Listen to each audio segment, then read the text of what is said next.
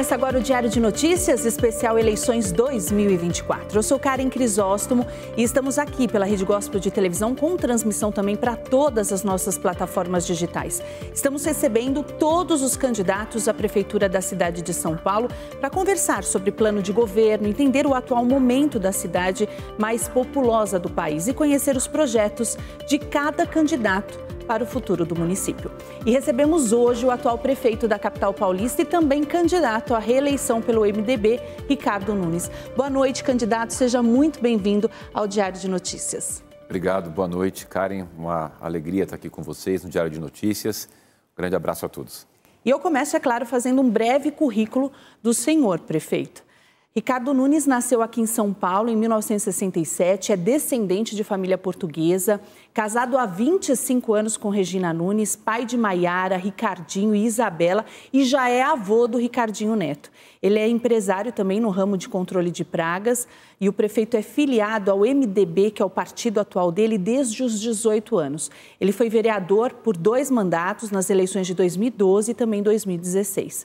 E eu já começo, prefeito, perguntando por que o senhor escolheu a vida política. Olha, Karen, as coisas acontecem muito por conta da vocação. A gente, você tem vocação para ser jornalista, apresentadora, tem pessoas que têm vocação para serem médicos. Eu gosto de ressaltar muito essa questão da vocação. Eu me filiei no MDB no dia que eu tirei meu título de eleitor, com 18 anos. E eu já tinha o Jornal do Bairro, então toda essa questão dessa vocação de gostar da política acabou fazendo com que eu desse continuidade. Eu fui candidato a vereador com 23 anos, acabei que eu não consegui ser eleito. Foi um sonho, estava ali muito novo, sem estrutura. Aí eu fui presidente de várias entidades, minha empresa acabou tendo bastante sucesso. Eu fui candidato em 2012, fui o mais votado do meu partido. Desculpe a modéstia, mas fiz um bom trabalho como vereador, porque eu trouxe toda essa bagagem de alguém que veio da periferia, que montou o teu negócio, que conseguiu progredir na vida com trabalho, com dedicação e trouxe essa questão da vida real das pessoas para dentro do Legislativo. Foram 8 anos como vereador, aí o Bruno Covas me convida para ser o seu vice, que foi uma alegria enorme e infelizmente no dia 16 de maio de 2021 a gente perdeu nosso querido Bruno Covas e coube a mim assumir essa cidade e num momento difícil, Karen, porque ali era o pico da pandemia, mas a gente conseguiu fazer aquele enfrentamento, não faltou aqui na cidade de São Paulo enfermaria, UTI para as pessoas, superamos e fomos cuidar de recuperar a economia da cidade, porque todas as cidades após a pandemia tiveram grandes problemas. Em São Paulo a gente conseguiu um trabalho sensacional de dar continuidade naquilo que o Bruno vinha fazendo e hoje apresentar para a cidade resultados muito positivos. Eu sei que falta muita coisa, eu sei que a gente tem muito trabalho pela frente, mas talvez eu possa aqui compartilhar com as perguntas, com a tua entrevista, de alguns avanços fundamentais para essa cidade, que é a 5ª maior metrópole do mundo. É maior do que muitos países. É verdade, prefeito. Hoje o senhor está no comando disso que a gente está falando, que é a maior capital do país. O senhor governa hoje para mais de 12 milhões de pessoas. Qual que foi o maior desafio do senhor nesse cargo até aqui? Com certeza, o maior desafio foi naquele momento enfrentar a pandemia, muito difícil. A gente não sabia ao certo como lidar com aquela situação, algo totalmente novo para todo mundo, inclusive para a equipe da área da saúde, mas aí a gente conduziu sempre as decisões com os especialistas e superamos.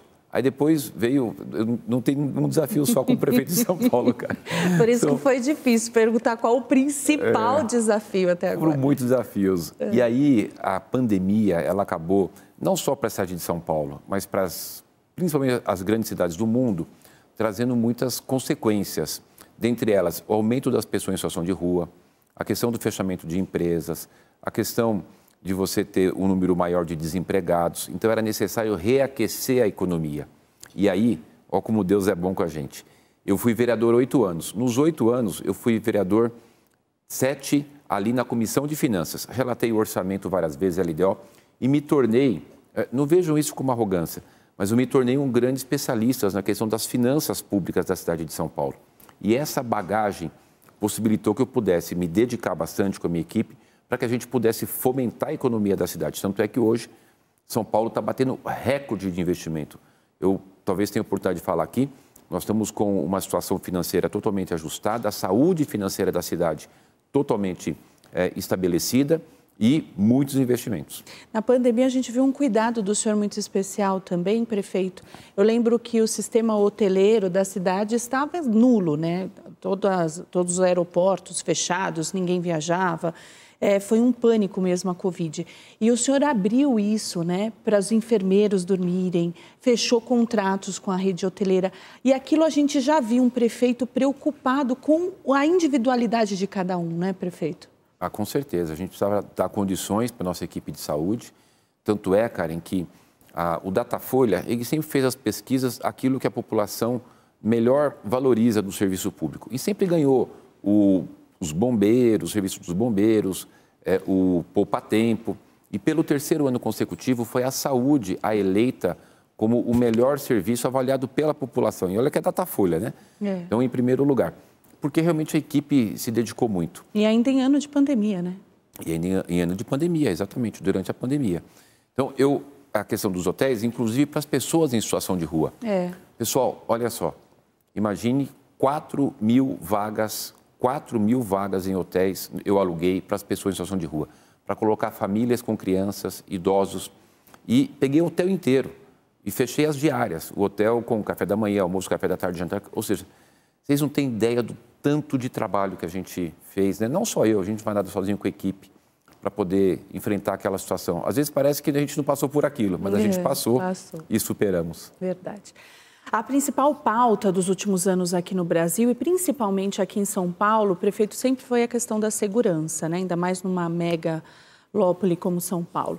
Acompanhamos nos últimos meses os indicadores que mostram que no ano passado a cidade registrou os menores números de homicídio desde 2001. E é o caso também dos latrocínios, os roubos que são seguidos de morte, que representaram uma queda também de 30%. Mas, por outro lado, a cidade foi apontada no último anuário do Fórum Brasileiro de Segurança Pública como a 3ª colocada em um ranking de municípios com as maiores taxas de roubos e furtos do país. Nós saímos às ruas e a primeira pergunta que fizeram foi essa aqui, prefeito. Prefeito, eu gostaria de fazer uma pergunta. Aqui no bairro do Cambuci, era considerado um bairro tranquilo, só que agora está sendo um bairro muito perigoso. Eu gostaria de saber quais são os seus projetos em relação à segurança. Olha, Karen, a Constituição, ela delega ao governo federal e ao governo do estado a responsabilidade pela questão da segurança. Mas, lógico, São Paulo, que é uma cidade com esse potencial todo, não ia deixar de ter suas ações, inclusive de colaborar com o governo do estado. A minha afinidade, a minha parceria, o trabalho conjunto com o governador Tarcísio tem sido muito importante, muito importante. Ontem, inclusive, às 7 horas da manhã, eu estava reunido com ele para discutir questões de segurança. Mas eu queria responder a ti com as questões concretas que interessam. O que nós estamos fazendo? Nós temos a nossa Guarda Civil Metropolitana. Eu fiz o concurso e a gente aumentou em mais 2.000 guardas civis metropolitanos. Eram 5.500, hoje são 7.500 guardas civis metropolitanos. Esses guardas a gente deu um aumento, uma valorização, porque você tem um efetivo grande, sem ele estar animado, valorizado, não vai funcionar. Deu um aumento de 74% para todos os guardas civis metropolitanos na carreira inicial. E armamento, treinamento, muita infraestrutura para o trabalho dos GCMs. Aí tem os PMs, que é da polícia, ligada à polícia militar, mas relacionado ao governo do estado. O que a gente fez? Tem um negócio chamado Operação Delegada, que a prefeitura contrata o policial militar para ele trabalhar no seu horário de folga. Então, quando ele está no horário de folga, normalmente o policial militar, para complementar o seu salário, ele vai trabalhar num mercado, numa boate, em algum local. O que a gente está fazendo? Contratando o policial militar, em convênio com o estado, para ele trabalhar na rua igual ele tivesse no efetivo, no dia a dia normal, com farda, armamento normal, como se estivesse trabalhando normalmente.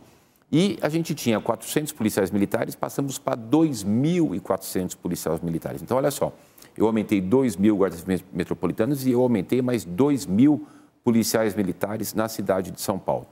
Agora, só o aumento do efetivo não é suficiente. O que a gente fez? Nós pegamos as grandes cidades do mundo que tiveram redução dos seus índices de criminalidade e fomos entender o que eles fizeram para chegar no objetivo.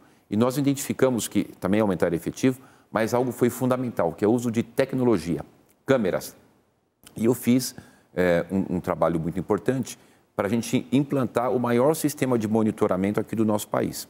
Nós fizemos a licitação, eu só fiquei triste, e com certeza você também, porque demorou 1 ano para eu conseguir implantar. Porque era o PSOL entrando com a ação, era a Defensoria, era o Ministério Público, e a gente ficou ali discutindo, eles tentando fazer com que eu não desse conclusão nesse processo, mas a gente venceu. Está contratado. Iniciou no mês passado. Já tem 14 mil câmeras instaladas. Só nesses poucos períodos, 93 pessoas foram presas. E até o final do ano eu terei 20 mil câmeras. Mas qual que é o diferencial dessas câmeras? Inteligência artificial. Ela faz o reconhecimento facial.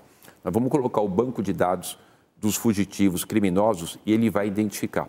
Eu vou dar um exemplo para vocês, não posso falar nomes, mas na semana passada, o setor da Polícia Civil de São Paulo, do antissequestro, estava atrás de uma pessoa. E o pessoal da Polícia Civil lá do antissequestro levou a foto da pessoa que eles estavam procurando, a gente jogou no nosso sistema e nós identificamos a pessoa. Então, vocês imaginem o que nós vamos ter, a ferramenta que a gente vai ter quando eu tiver com esse sistema todo implementado, vai dificultar demais a vida do ladrão e do bandido. E é isso que a gente quer, facilitar a vida do trabalhador, dar segurança e dificultar a vida do bandido.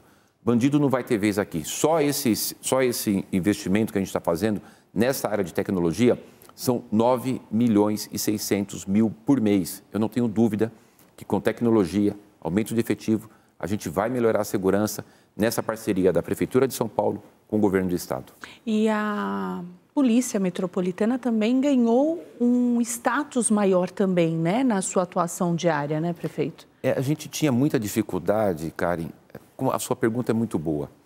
A gente teve, por exemplo, meses atrás, uma situação que um guarda civil metropolitano prendeu uma mulher vendendo drogas. Prendeu, levou para a cadeia. O que aconteceu? Soltou. O juiz soltou, porque o juiz falou assim, não, a GCM não tem poder de polícia para prender traficantes. Quer dizer, é um negócio que a gente até dói na gente. E, recentemente, teve uma decisão do STF que mudou esse entendimento, colocando para polícias civis das prefeituras, as polícias militares, as polícias municipais, que elas possam atuar na área de segurança. Então, a gente vai também ter essa melhora nessa compreensão da importância do papel da Guarda Civil Metropolitana.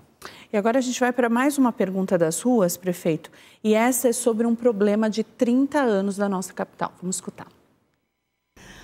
Senhor futuro prefeito, o que o senhor pretende fazer com aquele povo da Cracolândia? O que nós podemos esperar isso de você? Karen, realmente você falou bem, né? Um problema de 30 anos. A gente avançou muito. Ali, entre 2015 e 2016, eram 4 mil usuários, né? Você pode pôr no Google aí, né? Cracolândia 2015, Cracolândia 2014, você vai ver lá matérias, verá fotos. Hoje tem em torno de 700. Ainda é muito, é muito. Se fossem 10, seria muito.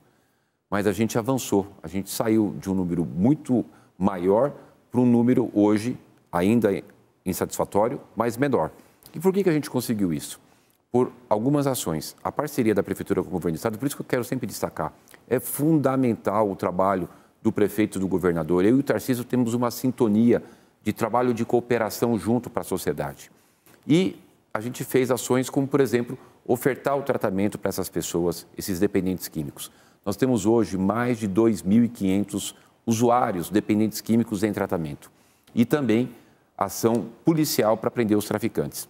Essa semana, por exemplo, teve uma ação conjunta do Ministério Público, Governo do Estado e Prefeitura. Foram presos mais de 50 pessoas, foram fechados 15 hotéis, foram fechados 3 estacionamentos, foram fechados 10 ferros velhos, lojas de celular, numa grande ação de combate ao tráfico de drogas. Foi preso lá o Léo do Moinho e a Janaína do Moinho. Esses personagens, eles dominavam ali a questão do tráfico de drogas. A gente conseguiu fazer uma ação importante que é quebrar o elo do grande fornecedor.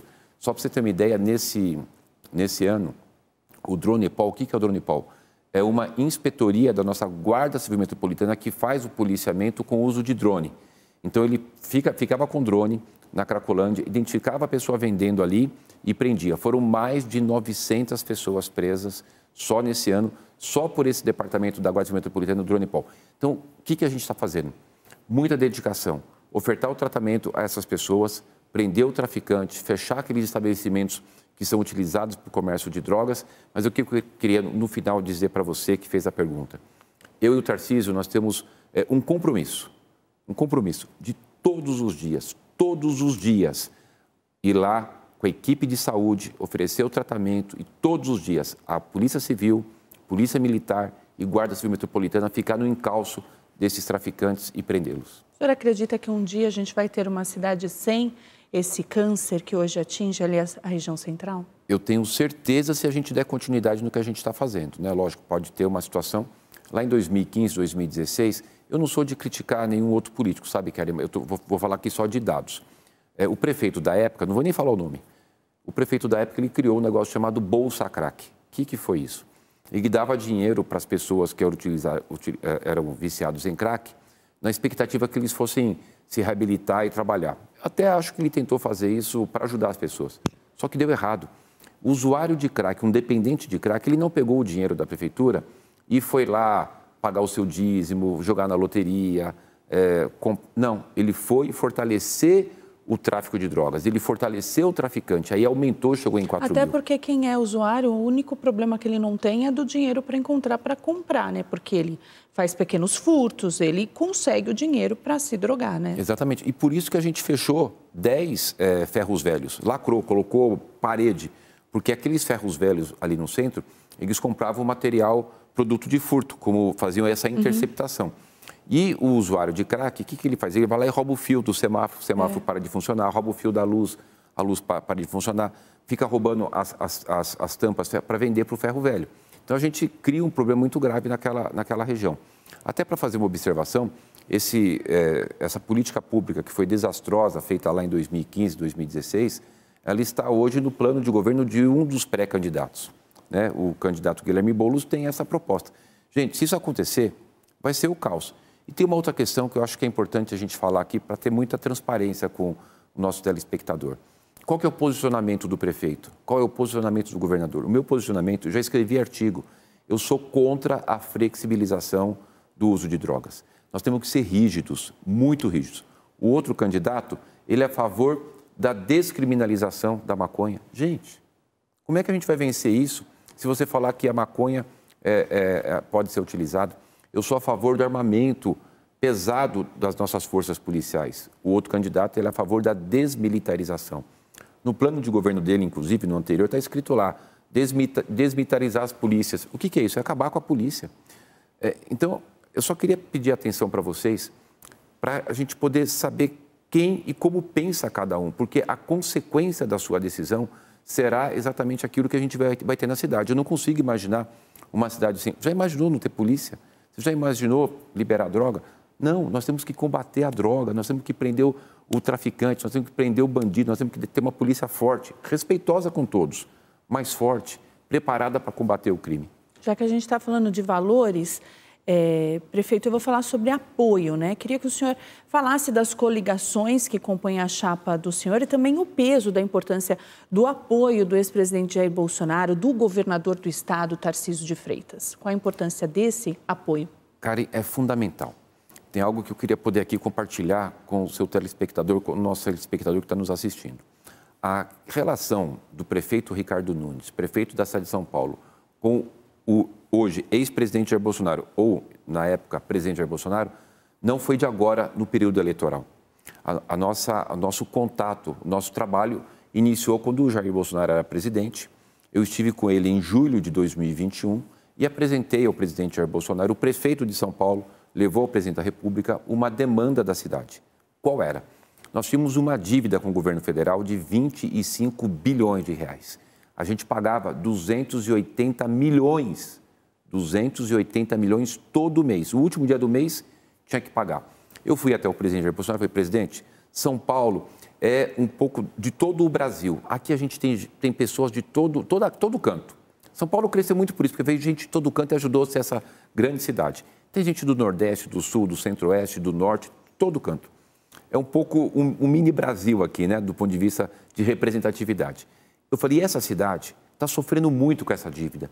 Vamos trocar uma ação judicial que está lá no Campo de Marte desde 1958 por a dívida. a gente resolve o Campo de Marte, fica com vocês e a gente resolve essa dívida. Quando foi em novembro, o presidente e eu assinamos o acordo e eliminamos essa dívida. E esse recurso, gente, está sendo investido principalmente nas periferias. São 280 milhões que a gente deixa de pagar para o governo federal para poder fazer asfalto, maior programa habitacional, para poder fazer creche, UPA, UBS, os parques, canalização de córrego, enfim. É importante que as pessoas saibam disso, que começou uma relação republicana de interesse da nossa cidade com o presidente Bolsonaro, ao qual eu sou muito grato a ele por ter nos atendido. E aí, chegou no período eleitoral, nós temos uma situação que não podemos aqui deixar de colocar, que é o risco que nós entendemos, o grande risco, e eu acho que você vai concordar comigo, da extrema esquerda governar a cidade. Essa extrema esquerda que defende a desmilitarização, essa extrema esquerda que defende a descriminalização das drogas, essa extrema esquerda que invade propriedade privada. Então, a gente entendeu importante e necessário para você, para defender a cidade, a união de grandes forças para poder vencer essa extrema esquerda. E deu muito certo, está dando certo. Eu até agradeço muito, liderando as pesquisas. Temos aí um longo trecho pela frente até o dia 6 de outubro, mas tenho muita convicção de tudo que a gente fez, do meu histórico de vida, das forças políticas, com o presidente Bolsonaro, o governador Tarcísio, são 12 partidos, num trabalho muito sério para São Paulo continuar avançando para cuidar das pessoas. Prefeito, o senhor governou esses anos todos também com grande apoio do PSDB. Vários secretários são do partido, herdados até do Bruno Covas e que continuaram ali na secretaria da prefeitura. A base da militância também do PSDB sempre andou junto com o senhor. Como que foi ver a candidatura do Datena? Como que o senhor aceitou isso, se aceitou? Como que foi isso para o senhor? Olha, Karen, é bastante estranho. Inclusive, no debate que teve, eu imaginava que ele tivesse um preparo, desconhece totalmente a cidade, né? Totalmente destemperado. Para governar uma cidade dessa, gente, eu tenho desafios todos os dias. Todos os dias, 7 dias por semana, eu sou colocado à prova. Porque são 12 milhões de pessoas, são muitos desafios, é muito complexo, tem que ter muita estabilidade emocional, você tem que ter muita serenidade. É impossível alguém... Bom, enfim, vocês viram lá. Mas falando do PSDB, o prefeito Bruno Covas era do PSDB, eu do MDB, o Bruno, o cabeça de chapa e eu de vice. Evidentemente, tinha uma grande formação de quadros, bons quadros do PSDB no governo. A gente perde o Bruno, não ia ser eu uma pessoa que iria desrespeitar o legado do Bruno. Muito pelo contrário. Tudo que eu faço, tudo que eu inauguro, eu coloco lá, gestão Bruno Covas, em honra à memória dessa pessoa que eu tenho tanta admiração e que deu para mim o voto de confiança dele ao me chamar para ser seu vice. Eu criei uma questão familiar de relação com a família. Não é porque o Bruno partiu que a gente rompeu esse contato com a família.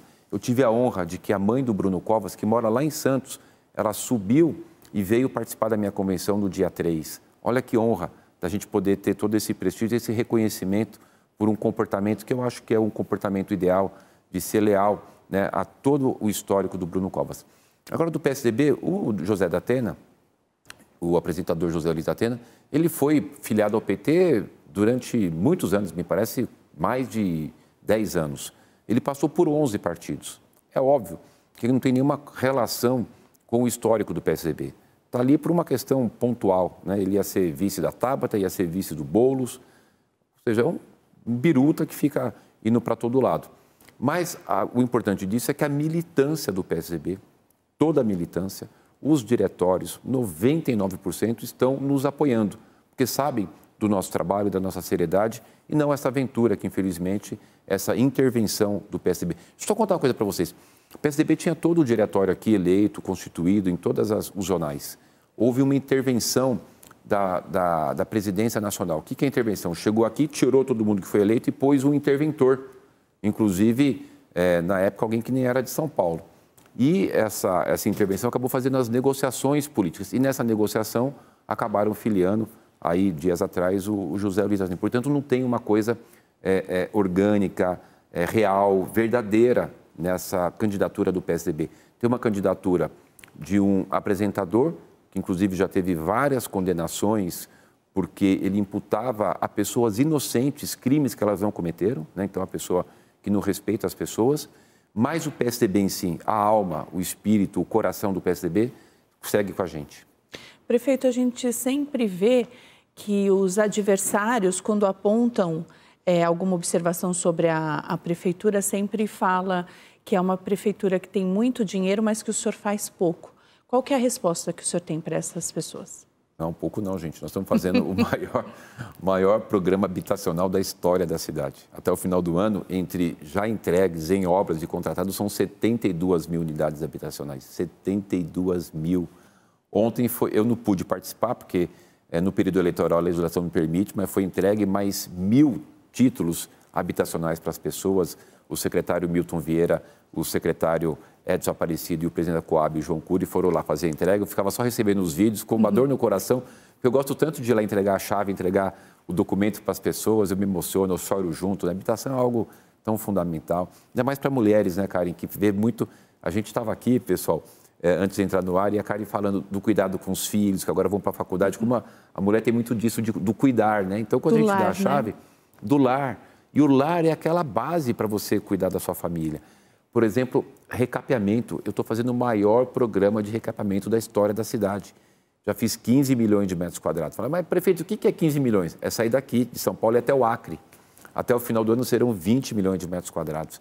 Nós não temos hoje nenhuma criança sem vaga de creche na nossa cidade. Todas as crianças nessa cidade país têm sua vaga de creche garantida.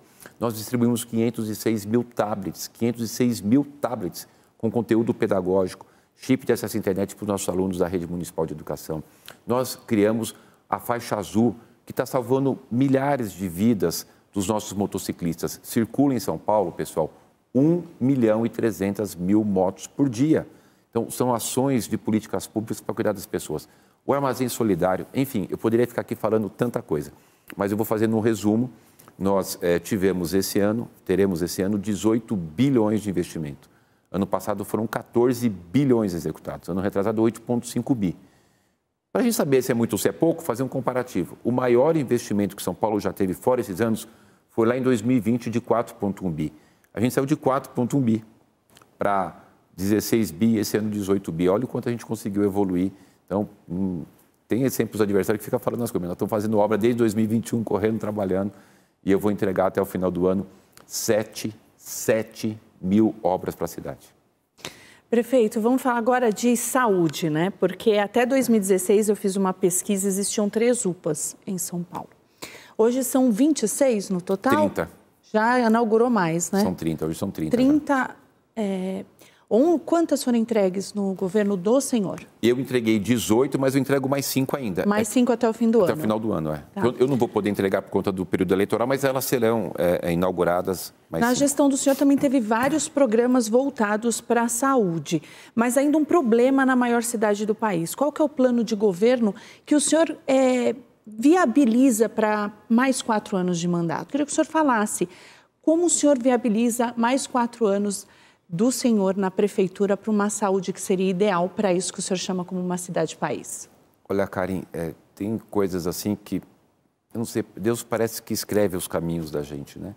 Essa minha vida de ter aberto meu negócio pequenininho, eu comecei minha empresa, gente, era uma salinha de 2x2. Aí foi sendo abençoada, a gente trabalhando e foi crescendo.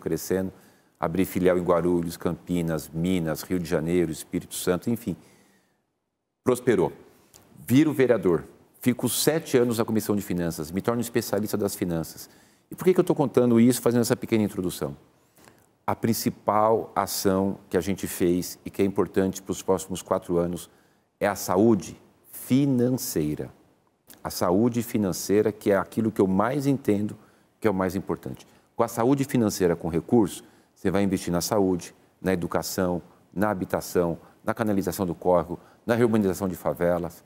Enfim, você vai ter recurso para poder fazer frente às necessidades da cidade, às suas necessidades.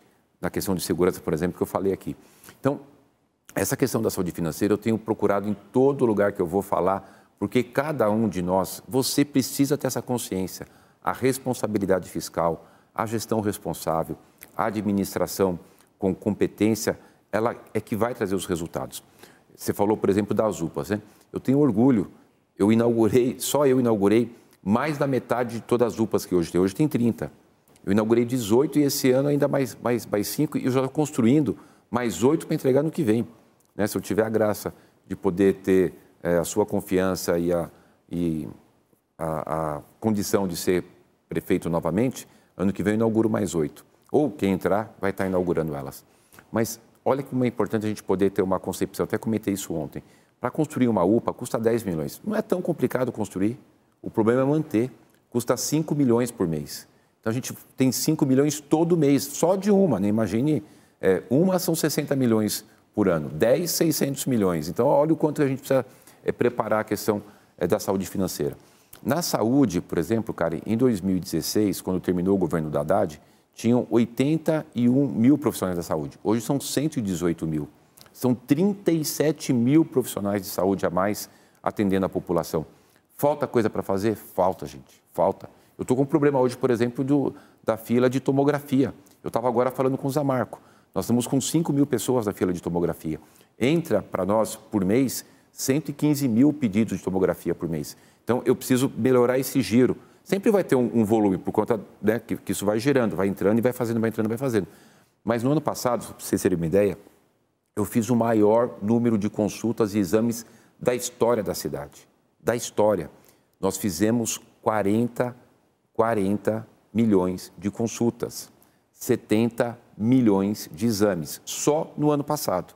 Olha o tamanho que é isso. Olha como é necessário a gente ter muita responsabilidade nessa gestão e nessa administração.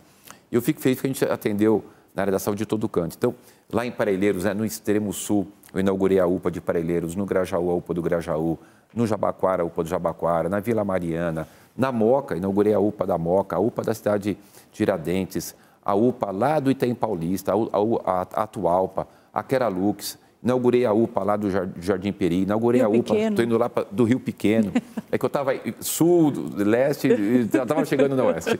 Enfim, em todo canto da cidade, mas ainda falta. Qual que é o meu sonho?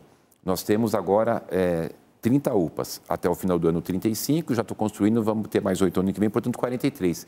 Eu preciso ter 96, porque eu tenho 32 subprefeituras e tenho 96 distritos. O meu sonho é que a gente tenha uma UPA em cada distrito, né? Uma UPA ou uma AMA 24 horas, para a gente poder ter atendimento 24 horas. E todas as UPAs que eu estou inaugurando tem dentista 24 horas. Cara, eu vou contar uma coisa para você e para quem está nos assistindo aqui que eu nunca contei. Eu, certa vez, morava no Parque Santo Antônio, que é lá da periferia. Tem gente que fala Zona Sul, não é Zona Sul não, é sul da Zona Sul, né? E eu lembro uma vez que eu tive uma dor de dente de madrugada e não tinha onde atender. Não tinha onde atender. E é caro, né, prefeito? É caro. É caro. Agora, né? quando eu vou lá inaugurar uma UPA, eu entrego aquele equipamento não no sentimento de quem está entregando, mas no sentimento de alguém que está recebendo aquele benefício. Então, quando eu falei, puxa vida, todas as UPAs que eu fizer agora vai ter dentista 24 horas. Não tem na cidade hoje ninguém que, se tiver uma dor de dente durante a madrugada, irá lhe faltar um atendimento emergencial, porque todas as UPAs eu estou colocando atendimento emergencial com dentistas. Então, sabe essas coisas de você entender a dor? Detalhe, né? De entender a dor. Exame. Às vezes a pessoa ia lá na UPA, pegava, fazia a coleta, mandava para o laboratório, demorava um tempão. O que a gente está fazendo? Eu estou inaugurando a UPA com o laboratório dentro da UPA. Eu tenho um laboratório, coleta já faz ali, quer dizer, o quanto de tempo você ganha? O quanto de tempo essa pessoa vai melhorar, né, para poder ter o diagnóstico com mais rapidez? Enfim, bastante coisa que eu volto a falar, gente. Eu não estou falando que a gente está no país da maravilha. Eu sei que tem muita coisa para fazer, mas verdadeiramente a gente avançou bastante. A gente está falando de moradia, habitação. Vou voltar de novo nesse tema, prefeito, porque eu vi o senhor inaugurando várias unidades de moradia pela cidade toda, através especificamente do auxílio aluguel para as famílias lá da Vila Leopoldina em especial. Teve também o início das obras das unidades habitacionais lá da Zona Sul, perto ali do Campo Limpo também, que foi uma inauguração que a gente fez uma matéria bonita também. Mas teve um projeto que mostrou um novo horizonte para milhares de pessoas em situação de rua ou vulnerabilidade social, como eles falam, que é a Vila Reencontro. Também fui em algumas que o senhor esteve lá para inaugurar. E é bonito de ver esse cuidado que o senhor tem com os moradores de rua, com a situação de vulnerabilidade de cada um, com as mulheres que são mães e também não têm aonde ficar com os seus filhos. Gostaria que o senhor detalhasse para nós também e para o pessoal de casa todo esse ecossistema, porque isso é um ecossistema que o senhor faz com tamanha maestria. Como está o futuro desse programa se o senhor for reeleito? Tá. Olha, eu volto a destacar a questão da saúde financeira. Como a gente conseguiu, né, a minha área, colocar a cidade no patamar com capacidade de investimento, por exemplo, a questão de moradia. A gente tem um auxílio aluguel para as mulheres vítimas de violência. O que eu estou dando agora? Eu estou dando a carta de crédito para as mulheres vítimas de violência com medida protetiva. Ela tem a sua carta de crédito habitacional. Olha que avanço importante que tem na sua cidade. A questão das vilas reencontro para as pessoas em situação de rua. Eu que sonhei esse modelo, esse nome, porque é um reencontro. A pessoa, quando vai para a situação de rua, né, numa situação difícil, é um pior momento da sua vida. Lógico, a gente sabe que tem pessoas que estão em situação de rua, ela não quer sair, ela quer ficar lá. Muitos têm problema de uso abusivo de álcool e droga, outros têm problemas mentais, que não querem sair, é um número menor. Mas aquele que foi, porque a vida acabou lhe levando para lá, por conta de uma situação difícil, a gente tem dado todo o acolhimento. As vilas reencontro são vilas mesmo, que tem casas de 18 metros quadrados, e a gente faz a coisa muito humanizada. Se for um casal com um bebezinho, a gente põe a cama de casal e um bercinho. Se for um casal com 2 filhos, põe a cama de casal e uma beliche. Ele tem o banheiro dele individual, tem a cozinhazinha dele. Máquina de lavar. Tem área de máquina de lavar. Vi. Ah, você viu? Que legal. As pessoas precisam saber disso. Eu já inaugurei 10 vilas reencontros. Até o final do ano tem mais 5 para a gente entregar. Eu já te falei que eu aluguei 4.000 vagas de hotéis. Então, os desafios aqui são enormes. Mas eu volto a falar sem querer ser chato. Isso custa. Se não tiver o recurso, não dá para fazer. Tem que ter responsabilidade fiscal e a fazer com que a gente possa aumentar a nossa arrecadação. Posso fazer um detalhe sobre essa questão da arrecadação, Karen? Posso? Claro, prefeito. A gente vê candidatos aí que já depedraram a Fiesp e falaram, não, é pouco. O que é a Fiesp? Federação da Indústria, que congrega todas as indústrias e traz para a cidade essas indústrias para poder gerar emprego e renda. A gente tem a Bolsa de Valores, que é uma das empresas que mais traz arrecadação para a cidade, aqui no centro. A gente tem uma situação de que um candidato depredou a Fiesp, o seu grupo político, MTST, invadiu, 2021 agora, a Bolsa de Valores. Por que eu estou falando isso? Você já imaginou você ter um prefeito que afronte quem gera emprego e renda? Porque você pode discordar, mas jamais depredar, invadir, porque aí eles vão embora. E é fundamental que a gente conseguiu aumentar a nossa arrecadação. Essa situação que eu falei agora com o presidente Bolsonaro do acordo da dívida ajudou muito, mas também a vinda de muitas empresas para cá. Só de 2021 até junho desse ano, 57 mil empresas mudaram aqui para São Paulo. Abriram novas 458 mil. E essas empresas vêm para cá e as que abrem, elas dão oportunidade de emprego e de renda para as pessoas, geram arrecadação para a prefeitura poder fazer habitação, vila reencontro, enfim, tudo aquilo que a gente precisa. Então, esse ecossistema ele tem que ser saudável. Você não pode ter esse ecossistema contaminado, né, por alguém agressivo, alguém que não entende a importância de quem está empreendendo, gerando emprego e renda. Então, quando a gente tem um ambiente saudável, né, de segurança jurídica, a gente tem tido esses resultados tão positivos na nossa cidade, que tem sido capaz de fazer arrecadação, mesmo que eu tenha diminuído vários impostos, eu só diminuí impostos, mas aumentei a arrecadação porque a empresa veio para cá, abriu empresa nova, entra recurso da prefeitura, o recurso vai atender as pessoas, principalmente da periferia, e é isso que a gente precisa para continuar melhorando aqui a qualidade de vida das pessoas que vivem nessa cidade. Vamos para mais uma pergunta das suas, prefeito? Vamos lá. Eu tenho uma dúvida que eu gostaria de fazer. Para as camadas mais baixas da sociedade, vai ter algum tipo de incentivo para a compra de novas moradias? Muito bom, Fábio. Com certeza, nós temos vários programas na área da habitação. Por exemplo, o Pode Entrar. O que é o Pode Entrar? É um programa que a gente criou, o Bruno Covas já tinha idealizado esse programa.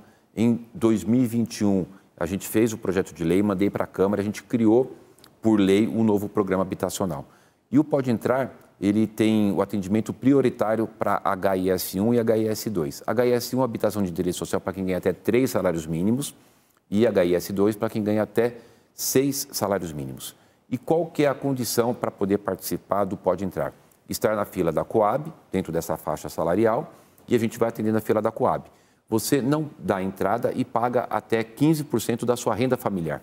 Imagine que a sua família toda ganhe R$2.000, você vai pagar R$300.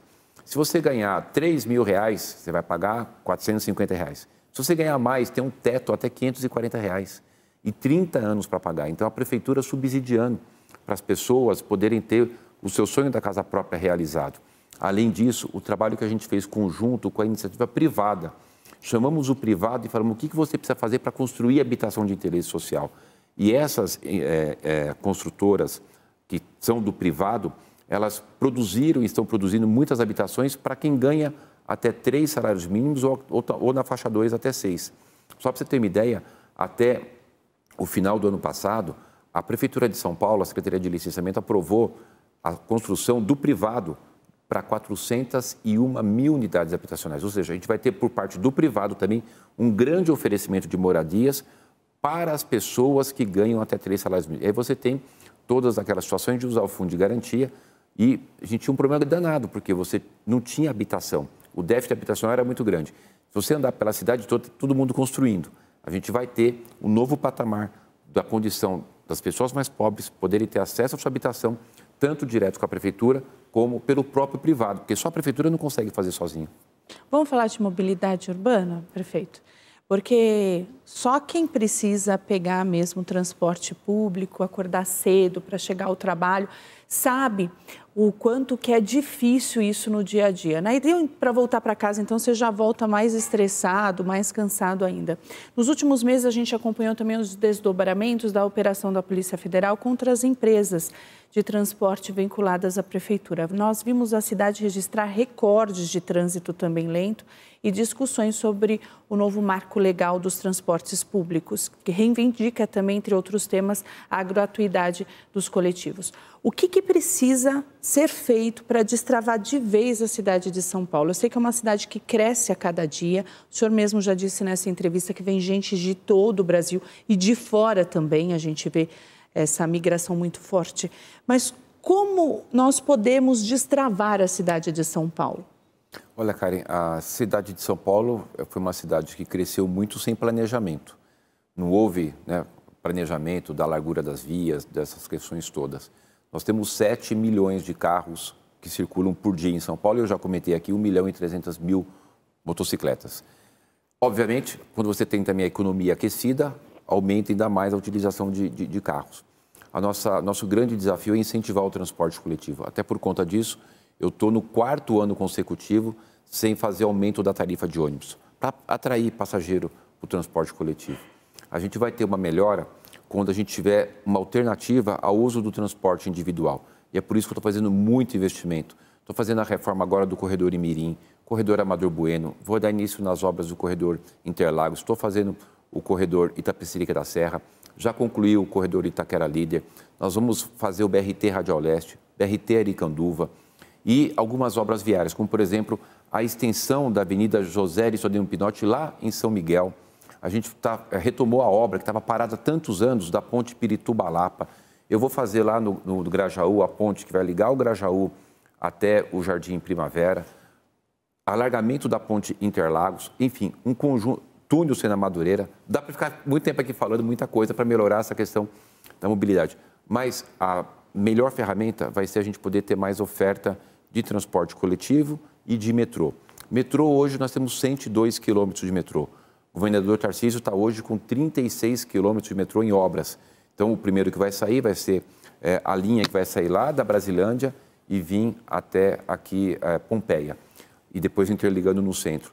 Ou seja, ampliação da rede de metrô, como vai ter, por exemplo, o metrô até o Jardim Ângela, enfim, né, uma grande extensão da rede de metrô, que vai possibilitar as pessoas utilizarem mais o transporte coletivo. E aí, a médio e mais longo prazo, é as adequações do plano diretor, de que a gente possa levar as moradias mais para os eixos. A gente está dando incentivo. O que é o eixo? O eixo que está previsto no plano diretor são os locais onde passa o transporte coletivo. Quando a gente incentiva a moradia nos eixos, a gente vai colocar as pessoas morando mais próximo do comércio, da indústria, da empresa e do transporte, para que melhore essa questão da mobilidade.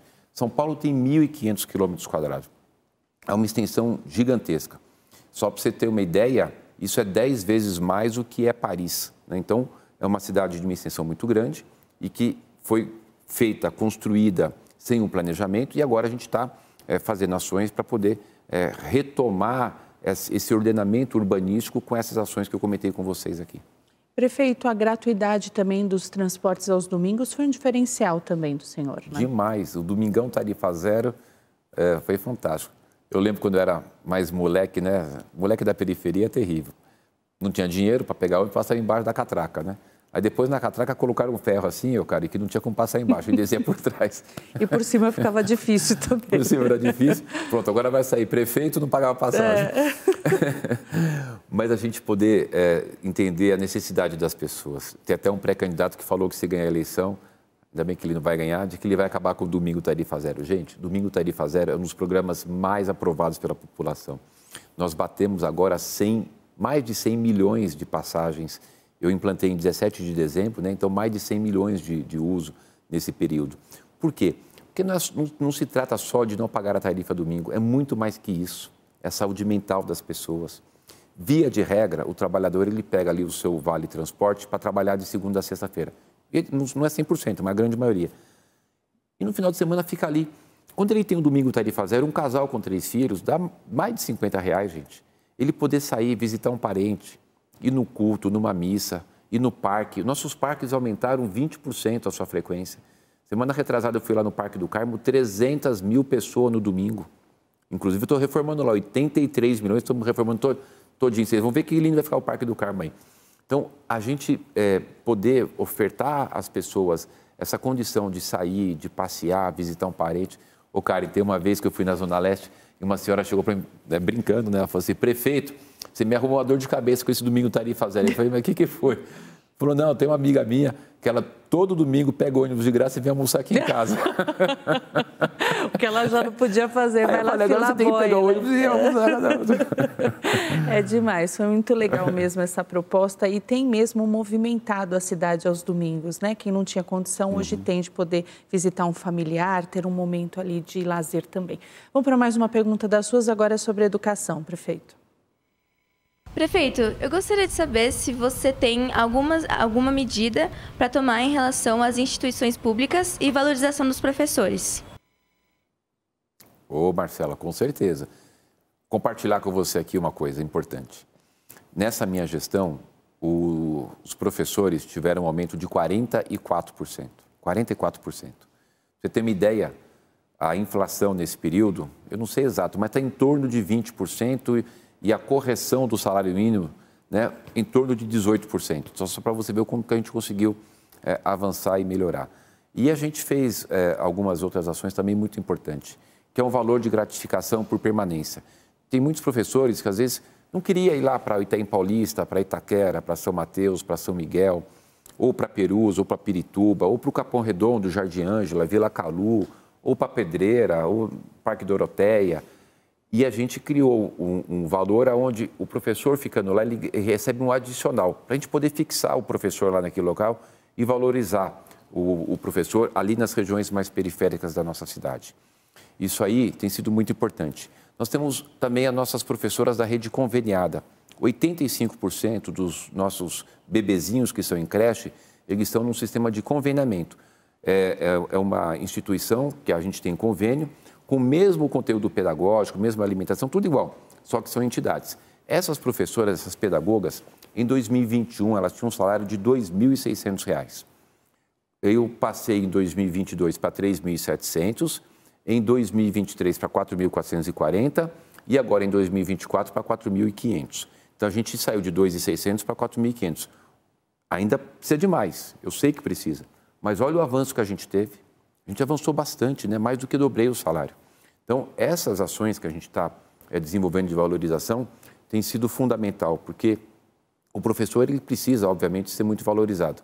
Tem uma frase de Cora Coralina que eu gosto demais dela, né? Que ela diz o seguinte, feliz é daqueles que ensina o que sabe e faz o que ensina, né? Então, ensinar o que sabe, muitos não fazem o que ensina, ensina uma coisa e faz outra. Mas, enfim, pegar pelo menos o primeiro trecho, ensinar o que sabe, é algo super importante. E para complementar essa questão da educação, você falou de professor, mas eu queria só aproveitar o gancho para falar da creche mais um pouquinho só da importância que é essa política pública que a gente está no 4º ano consecutivo com vaga de creche para todas as crianças.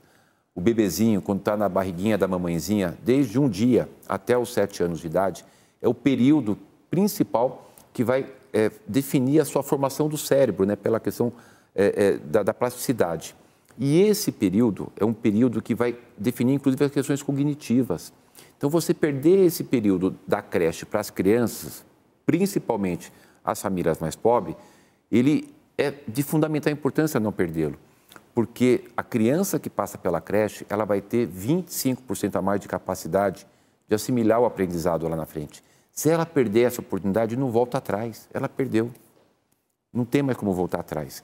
Então, quando a gente tem creche para todas as crianças, com 5 refeições, são nutricionistas que elaboram o cardápio, professores valorizados, aquele ambiente saudável, para ele poder fazer as atividades e desenvolver o seu cérebro, né?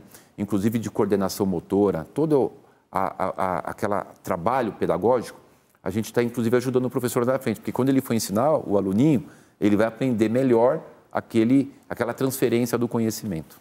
Prefeito, a cidade de São Paulo é a que mais gera empregos no país, né? Segundo dados da CAGED. Como é administrar uma cidade que leva esse título? Ah, Karen, esse é o meu foco total, porque a gente entende, eu acho que você também, cada um do que nos assiste, que a melhor ferramenta para a diminuição da desigualdade social é a oportunidade de emprego e renda. Oportunidade. As pessoas precisam de oportunidade. E é esse ambiente saudável que a gente criou na cidade, segurança jurídica, muitas empresas vindo para cá, abrindo novas empresas. Você pega, por exemplo, um programa que eu tenho, chama Meu Trampo. Se quiser pesquisar na internet, Meu Trampo. Nós já fizemos treinamento de 8 mil alunos, tem agora mais 10 mil fazendo treinamento, que a prefeitura remunera, inclusive, para que ele possa empreender. Ele quer abrir o negócio dele? Como é que ele vai fazer isso? Como é que ele vai gerenciar? Pode ser desde abrir uma empresa até ele abrir um pequeno comércio de lanche, enfim, o que ele quiser. Tem todos os profissionais que vai ensinar e orientar. Porque tem gente que, às vezes, tem essa característica de ser empreendedor. A gente não pode perder. Na Fundação Paulistana, nós estamos com 23 mil vagas de cursos profissionalizantes para os jovens, que, inclusive, a gente paga R$700 por mês. Porque, às vezes, o jovem ele não consegue estudar porque ele precisa ali trabalhar. Então, a gente dá um valor, inclusive, paga o estudo dele e ainda dá para ele R$700 para ele poder fazer ali cursos profissionalizantes. Então, são essas ações fundamentais que a gente tem desenvolvido em São Paulo. No ano passado, a gente teve um saldo positivo na questão do emprego. Se você pegar as admissões e tirar as demissões, o saldo foi positivo de 129 mil empregos. E a coisa está indo tão bem, gente, está indo tão bem, precisa continuar porque está indo tão bem, que esse ano, só no primeiro semestre, nós tivemos um saldo positivo de 107 mil empregos. Então, São Paulo está gerando muitos empregos, né? Isso é tão fundamental, é tão importante para a gente, porque você cuida das famílias, das pessoas que têm oportunidade, mas também você melhora a segurança, né? Você não dá brecha para estar o jovem com a cabeça ali vazia, né? E estando ali fazendo atividade, tendo oportunidade de gerar emprego e renda, a prefeitura arrecada mais. Então, esse ambiente saudável que é fundamental. Gerar emprego e renda é assim a coisa que eu mais trabalho e me dedico todo dia na prefeitura. Agora, nessa reta final, prefeito, eu gostaria de falar em especial sobre a família. A gente tem visto aí várias militâncias falando dos valores da família, sempre deteriorando esses valores. O quanto isso é importante para uma pessoa que administra uma cidade como São Paulo? Eu queria que o senhor exemplificasse os valores de família para o Ricardo Nunes hoje. Olha, Karen, primeiro como exemplo, né? Eu tenho um orgulho danado de, como prefeito, poder dar bons exemplos de uma pessoa que nunca teve uma condenação, que montou seu negócio lá pequenininho, que veio da periferia, que trabalha muito, que é o primeiro a chegar na prefeitura, o último a sair, e o exemplo da família. Eu tenho uma alegria, agradeço a Deus todos os dias, de ter a minha esposa Regina, a minha filha Maiara, que é cirurgiã dentista, está gravidinha de 4 meses, do meu filho Ricardo Nunes Filho, que casou tão cedinho também, com 23 anos, já me deu um netinho de 2 anos, da minha filha Isabela, que está fazendo economia na FGV, uma família tão unida, que a gente tem grupo de oração em casa e que isso eu não abro mão de poder também, como prefeito de São Paulo, fortalecer essa instituição da família. Eu, quando fui vereador, eu liderei uma ação muito importante, porque a gente discutiu lá em 2015 o Plano Municipal de Educação. Queriam colocar aquelas questões de ideologia de gênero, foi eu que fiz o substitutivo, eu que fui para a tribuna, para poder impedir essas questões. A gente tem que cuidar da educação ali, né? Não querer colocar ideologia na cabeça das pessoas ou poder colocar valores para os filhos, para as crianças. Quem tem que passar os valores é a família. Cada família vai ter o seu valor, vai passar e vai criar o seu filho de acordo com os seus valores. Então, eu tenho feito muitos trabalhos, inclusive, Karen, para fortalecer as igrejas, as ações para que cada igreja, né, respeitando o Estado laico, porque o laico não é ateu não, gente. Laico é respeitar todas as religiões. As pessoas têm uma interpretação muito errada disso. Laico, Estado laico, é respeitar todas as religiões. Mas de fortalecer o trabalho de todas as instituições religiosas, da gente poder estar muito presente junto das atividades. Você quer ver um exemplo que fortalece muito a família? O Marcha para Jesus, né? Um evento que eu tive a honra de poder estar com a Regina participando lá, do Marcha para Jesus, aquele evento sensacional, com muitos jovens. Quando eu vejo aquele monte de jovens, eu fico feliz da vida, porque, né, o jovem tem que cuidar dele, tem que cuidar. O jovem, a gente tem muito uma coisa que você vai lembrar quando você era jovem, vai muito na onda, vai muito na onda. Na minha época, quando eu era jovem, tinha uma fase, um momento ali, que tinha um grupo que falava assim, não me reprima, não, ficava de cabelo comprido, usava uma camisa laranja de cor de abóbora cortada aqui, e tem foto minha com aquilo. O jovem, ele vai na onda, então a gente precisa pôr ele na onda do bem, na onda da coisa boa, não na onda de coisa errada. Vai virar meme agora o senhor falando isso, né? O senhor sabe que vai virar meme o senhor falando não se reprima com o senhor com essa roupa, né? Porque tudo hoje vira polêmica, né, prefeito? Prefeito, a minha última pergunta, por que a cidade de São Paulo merece o senhor por mais 4 anos na prefeitura? E as considerações finais desse papo que a gente teve? Karen, eu amo essa cidade.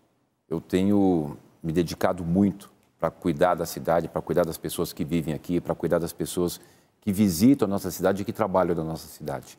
Os resultados estão colocados. Eu tenho um jeito diferente de muitos, né, que fazem vídeo, não sei o quê, pinto o cabelo da abóbora. Não é meu jeito é trabalhar, é fazer. Eu falo pouco, é de trabalhar. A gente conseguiu elevar a cidade a um patamar importante da sua saúde financeira, recorde de investimento, melhorando a qualidade das pessoas, mas também muito consciente de que tem muita coisa para fazer. Mas eu ajustei toda a infraestrutura para dar continuidade nesse trabalho, para que nós possamos ter os melhores 4 anos da história da cidade. Os próximos 4 anos, dando continuidade, eu te garanto, nós vamos ter os melhores 4 anos da história da cidade. Porque as finanças estão ajustadas, o planejamento está feito, a gente está com uma equipe muito boa e séria, né? E é isso que eu desejo, trabalhar para você.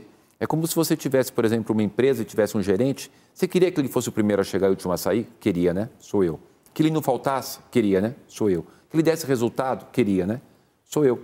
Então é isso, eu toco a cidade como teu funcionário, cuidando de cada detalhe, cuidando para que a gente possa estar sempre evoluindo com muita seriedade, e é por isso que eu gostaria de ter o privilégio, né, de continuar sendo prefeito pelos próximos 4 anos, para poder avançar e tornar a nossa cidade cada dia melhor.